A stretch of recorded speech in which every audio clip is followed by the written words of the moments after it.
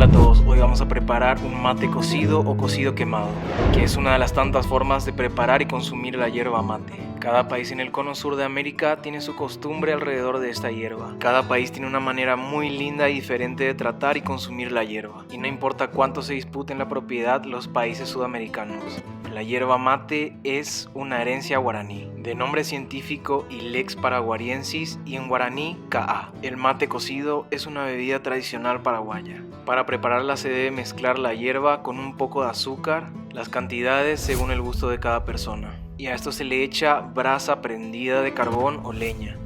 El objetivo de esto es caramelizar el azúcar y que la yerba mate adquiera un sabor ahumado y se tueste muy bien. No podría decirles el origen exacto ni la fecha exacta de cuándo se creó esta bebida, pero es simplemente mágica. Y sinceramente no conozco ninguna otra bebida que se le parezca. Preparar el cocido es casi un ritual.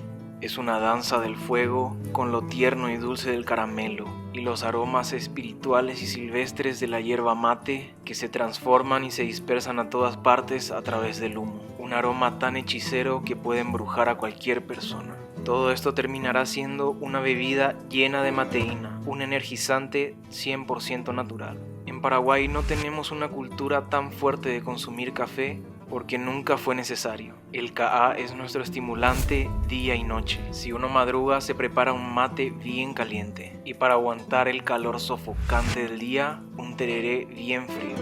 Cada uno con sus respectivos yuyos y complementos, pero siempre es una bebida espirituosa y de carácter medicinal. El cocido se puede disfrutar en un desayuno tranquilo o en una merienda. Se puede tomar negro o con leche. Y lo mejor es maridarlo con un vellú o una chipa.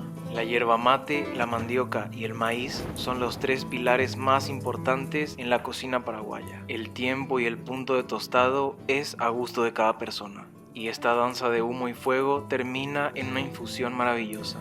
Dicen algunos expertos que el punto ideal son 89 grados centígrados. Yo lo saco del fuego y le agrego toda la mezcla de la hierba con azúcar. Se revuelve y se deja infusionar unos minutos. Una vez que la hierba se asiente ya se puede servir. Y esto lo vamos a acompañar con un vellú, una de las comidas más antiguas de todo el continente. Ancestralmente se preparaba solamente con almidón de mandioca hidratado con agua, envuelto en hoja y puesto bajo las cenizas calientes para que se cociera. Pero ahora hacemos el vellú tradicional paraguayo. Mezclamos 500 de almidón de mandioca, sal, manteca de leche y 200 de queso paraguay.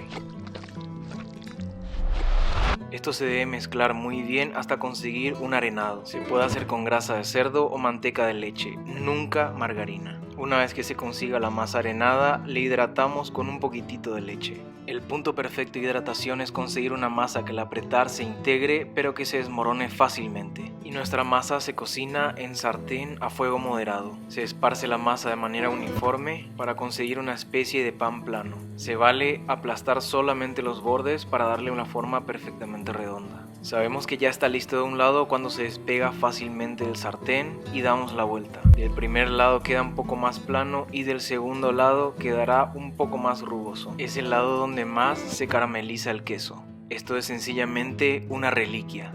Colamos el cocido, mejor si es en un filtro de café, y esto hay que servirlo en la taza favorita. Yo me lo voy a servir en una taza de barro y con leche, que es como toda la vida lo he tomado. Y así quedó mi merienda favorita, vellú y cocido con leche. Viviendo lejos de mi país, lo que más me conecta con mis raíces es la gastronomía, espiritualmente revitalizante. Es un placer para mi alma. ¿Y ustedes ya probaron el cocido? ¿Ya probaron el mate o el tereré? Y para mis hermanos argentinos, brasileros, uruguayos, bolivianos y chilenos, comenten cómo preparan el mate en su país. Cuéntenos cómo lo toman y con qué lo acompañan. Les invito a compartir el video y a suscribirse al canal Teocinte. Me llamo Carlos Daniel Gamarra, nos vemos en el próximo video.